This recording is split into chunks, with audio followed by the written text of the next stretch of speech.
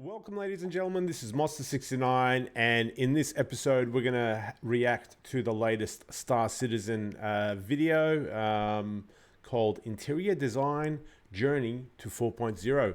Let's get stuck into it.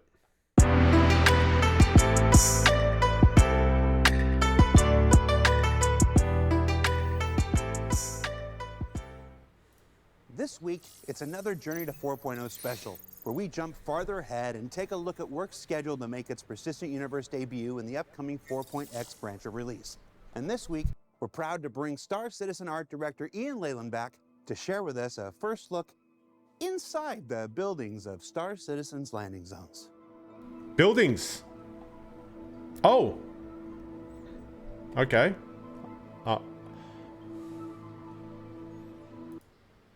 Now, we've always joked about like running around Hurston or ArcCorp and like saying it'd be cool if this game transitioned into GTA, where you run around the city and do stuff. Again, theory crafting here, but let's continue. So buildings and interiors is something we've always wanted to do, because of, we've had cities in the game for a while. We have many cities, we have many buildings. Therefore, we could have many interiors. It's a perfect opportunity to put in a lot of play space. Now, with the players flying around these buildings, they've been largely urban landscapes, fairly uninteractable. We've done a few landing pads to get the players in and out there, but really the real good stuff was on the inside. So up until now, we've been on the outside wondering about the inside, and today we're going to talk about the inside, looking outside. Inside, outside. Outside, inside.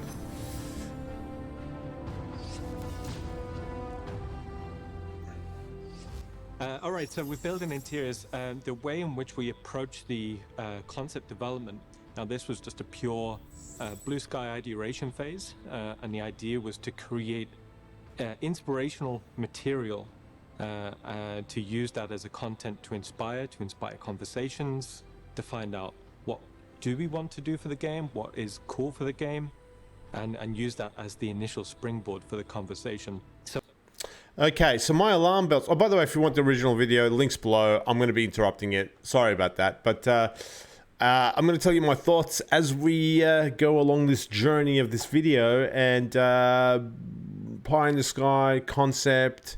I'm expecting to see artwork, and obviously Star Citizen's not giving any deliverables about anything anymore.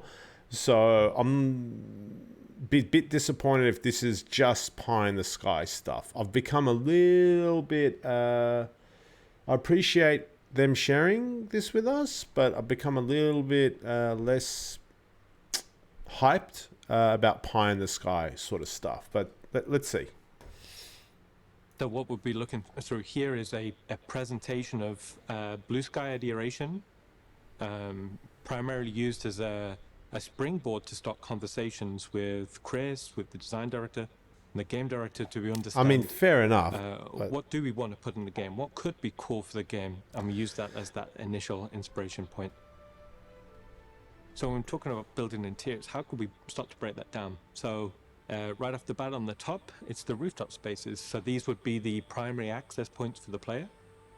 Then just below that, the maintenance spaces, these could be industrial or technical. Sure. Also, we can have residential. So residential could be entire building blocks, so it could be a proportion. Then after that, we've got commercial. So these could be shopping, it could be offices, it could be social. And then at the bottom, obviously, we've got lobbies. Now, these also could be access points for the player. A layered approach. For example, if you're inside Area 18, the player can get access to it there. And then lastly, we've got the underground. Now, these could be interesting as a connector space between buildings. So maybe you've gone in through one building, you go down, and it could bring you through to another part of the building. Let's start with rooftops. Now, up until now, we've largely designed our cityscapes to be more of a backdrop to the landing zone. We have the social space generally in the middle, and then the cityscape goes around it. And they've been designed to give the best composition, to be interesting to fly around. But we've not really thought about designing these buildings from the inside out. So what we're looking at here is some potential concepts for what could be interesting landing spaces that drives the architecture of the building.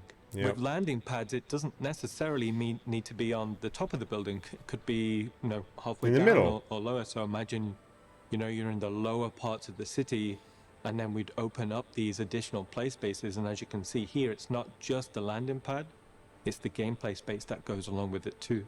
Now, it doesn't necessarily need to be a single building.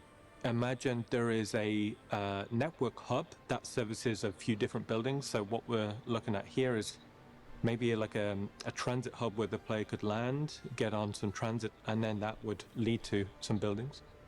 Okay, so maintenance spaces. So these... I would imagine in a big city that the town planner, instead of like forcing all the architects to have their own sort of ship parking zones, which is a massive design factor, right? And take up massive amount of space on a building when you have to absorb huge ships. I would imagine like everyone would come to an agreement that, we divide the city up into little zones, little tiny micro zones, like 2 blocks, and each 2 blocks has, or whatever, each 3 or 4 blocks has its own dedicated little landing zone, parking area, if you like, that the people in those different buildings, they lease it from this company that's built these landing zones. So therefore, the building designers don't have to put giant landing pads in their buildings. Could be really interesting in terms of player interaction. They could be dealing with the power or the maintenance of the building. And then also you could have technical spaces. So these would be more for technicians. It could deal with the data or the communications. And what... Can you go into a building's maintenance section and like shut it down, and will Bruce Willis come and the Die Hard episode unfold? We're looking at Who knows? potential some gameplay puzzles where the player has to work their way inside the main operation booth. So moving on to residential. So there's a huge amount of potential here. What we wanted to do with residential is 2 things. One, explore investigating the potential player housing. So with that, we want to be able to create a variety of interior layouts. And also we want to explore a variety of architectural styles. So when we're looking at potential housing layouts, we wanted something fairly modular in a way in which we could create a variety of combinations. So whether it's living spaces or habitation spaces or social spaces. And also here we're looking at, we want the players to eventually be able to populate the player-owned habitation. So you see here like a first indication of the Hurston Bar, the sort of dressing styles that you'd be able to do. Outside of something that's fairly utilitarian, we also want to do something that could be fairly high-end. So here we're just exploring some ideas about what it's an origin house, like on a different architectural style, and more generous windows. Interior spaces dedicated Love the to more art. than just love the art, habitation. sexy and art. These would be focused on other landing zones. So imagine you come across these in Area 18, or it could be when we come to Terra. And also, like I said, it could be informing future player-owned habitation architectural sets. Now, outside of the living quarters, there's also the social spaces just outside. And we want these to be more than just the corridors that we're seeing in the game right now. So these could be multi-layered social spaces. And these could also inform a murder routes for the player to be able to a murder has happened. get inside these habitation rooms. Looks Hurston-y. So as we're talking through various architectural styles, what you're seeing here is just a collection of ideas, a collection of architectural intent to create like a palette or a mood that will inform art style and gameplay opportunities. So outside of residential, we're moving into the commercial area. So what this means is it means we can look at areas that are more gameplay focused outside of player habitation. So when we're talking about these could be office blocks, these could be corporate owned. Inside here, there could be corporate wings, there could be manufacturing, there could be office spaces. And what we try to think about with these, it's more than just a flat room. There should be advanced traversal, it should be multi-tiered. So outside of the commercial offices, we've also got like restaurants and bars. So what we're looking at here is a pretty cool like skyline bar in Lowville. That could be fun. But also in restaurants, love their black and gold in Crystal Hurston. described the idea of really high-end restaurants in the game where you can get access to food choices that isn't available anywhere else. Okay.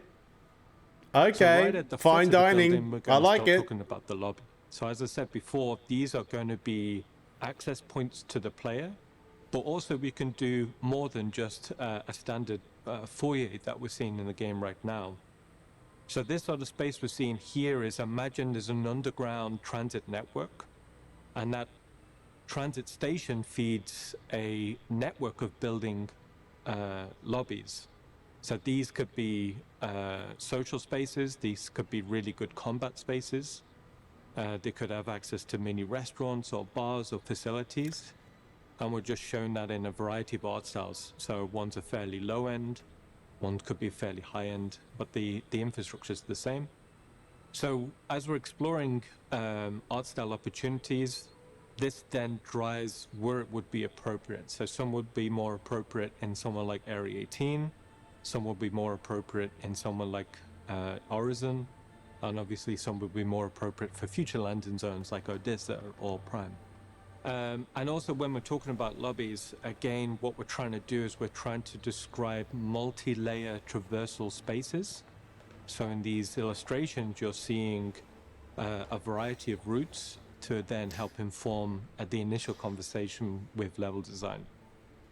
Now, finally, we're going to talk about the underground. Now, this is, I think, one of the coolest spaces. So rather than just Teenage Mutant focusing on Ninja Turtles. the positive axis of the building, we're going to look at the underground. Now, what this does, it means we can access a whole area of play space that doesn't need to be contained inside the building. So within a lobby, we want the player to start to traverse down into these spaces, and these could be underground transit networks. They could be abandoned underground transit networks. This then could drive potential racing opportunities. So when we was doing this, we thought, oh, it'd be really cool. Like, what would it look like if there's an underground street race going on there? Also, there could be traversal opportunities. Like I said before, if the player wanted to go into one building, down, and then through, and then up into another building. You know what I would love? I know this is a small thing, and look, I'm just a dude on the internet. Sounds like I'm complaining about things, but I'm also kind of just sharing my hopes and dreams as well at the same time. It would be really cool in the concept art if they could start just drawing in Tavarans, because for me, having alien races in Star Citizen is what's going to bring the sci-fi element to it. I'm not a big fan of sci-fi worlds where it's just humans killing each other and things like that. I find alien species and exploring different cultures and sort of building out different species and relationships between species and all that really, really exciting. So, the alien races are a big part of my love for Star Citizen. I think the Vanduul look awesome. I think the Shi'an are interesting. I think the Banu are excellent. I think the Tavarans look, awesome. And the lore is interesting, how they lost the war and now they're kind of a conquered race and they live amongst us. So I wouldn't mind seeing some Tavarans when they have like a picture of concept art of cityscape, just to have Tavarans in the concept art. Maybe, what would that traversal network it'll be start like? Especially if we're thinking about, let's start more if it's conversations. an older part of the underground of a city, maybe it's less used, people have built up. That would instantly inspire a whole bunch of traversal and investigation missions there. Or maybe there's an old aqueduct or an old infrastructure underground. This could be perfect for underground street racing or other racing opportunities. So in a nutshell, what we looked at is a blue sky investigation into what building interiors could be like for the game. These are essentially dungeon kits. You know, we want to be able to work on these areas in a fairly procedural manner. And we want these to be dungeon opportunities for gameplay spaces. It also will start to inform the future of player-owned habitation and the type of visuals or look and feels that could be. So this ties into a much larger initiative. So we're seeing it a little bit now with the redo of Lawville. That's turning into a much bigger cityscape. And what that means is every city in the game is ready for these building interior spaces. Now, one thing to note is the cityscapes are probably going to change a little bit. Just from an initial investigation, we found our buildings are quite small. So expect to see the skylines go through a period of transition, but that's cool because that means we're designing the inside of the buildings and then we'll redo the architecture to fit to that. So I think it's going to be super positive for the game. So just in case we was thinking it's all just blue sky concept, actually we're going to start full production on these spaces right at the end of this quarter. End of this quarter. End of this quarter. It is... We're in February. So January, February, March. So end of March, they're going to start to work on it. Okay. It's pie in the sky, but we can see the pie in the sky coming towards us. Fair enough. Now, I didn't really understand. So they're reworking Lawville so that the buildings can actually cater for interiors. And then he said that all the main cities can now cater for interiors. Is that right? Is that your understanding, guys? Please leave a comment below if that is the case. He also mentioned that at the same time, there's going to be some changes to all the cities because I'm sure they'll have to change something at the end of the day. But in regards to like major overhauls, is ArcCorp ready for interiors? I didn't quite understand. Is New Babbage ready for interiors? Is Orison ready for interiors? I didn't really 100% come to any conclusion. Or do they all need massive reworks? He made it sound like only Lawville did, but maybe I misunderstood.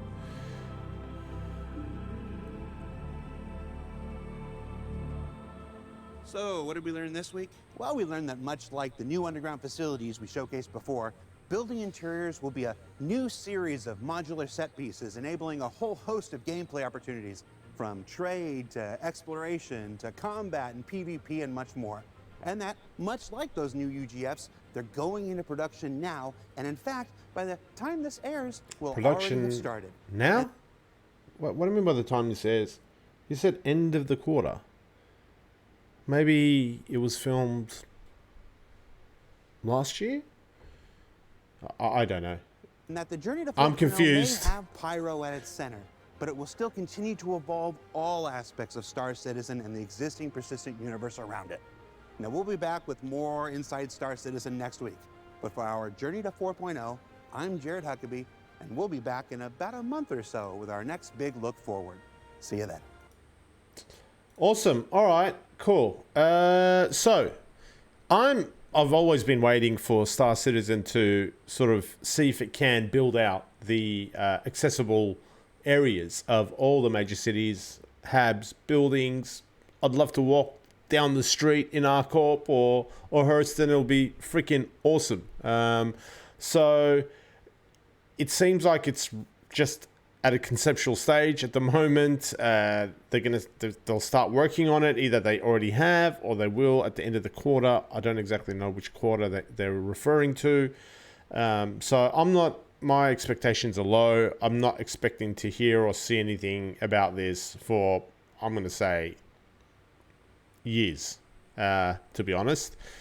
Unless they squeeze in some stuff into the Hurston rework and kind of expand out the accessible areas there, but I'm not sure. I don't think that's part of it, but I could be wrong. But ultimately for me, guys, this is really exciting. It's a necessary step. It's, again, CIG pushing the boundaries of technology, which is awesome. But, again, I'm just a game player. for it to have any oomph, right? If you noticed, all the conceptual art that we saw had dozens of people milling around, living, doing things, living their lives, going places, all that sort of stuff. So these spaces will be great when they're initially released. But my question is, will it be filled to the brim with functioning, intelligent, living, breathing NPCs that walk around these spaces, communicate with each other, live their lives, run their businesses, give us missions, interact with us, maybe dynamic little events happening, like a gunfight starting up, like in GTA when a gunfight, like, is this stuff going to happen? Are other NPCs going to be delivered shortly after these spaces, or are we going to be, we're going to have some empty spaces to walk around in for years? I'm not sure. But for me, these places will come alive with the delivery of proper NPCs that give us missions, provide services, maybe even some dynamic encounters, maybe provide trade and commercial reasons to go, which is kind of already there, food and shops and things like that. Mini games to go and play, like casinos, or maybe stock trading, things like that. And then these places will enrich our lives. So it'll be interesting to see the gap between these spaces and populating them with NPCs that are not T-posing and standing on chairs. So look, it's good. Expectations low as to when we'll hear about this ever again, or when we'll see something. That's Building Interiors. Hope you enjoyed the video, guys, and I'll see you next time. Bye for now.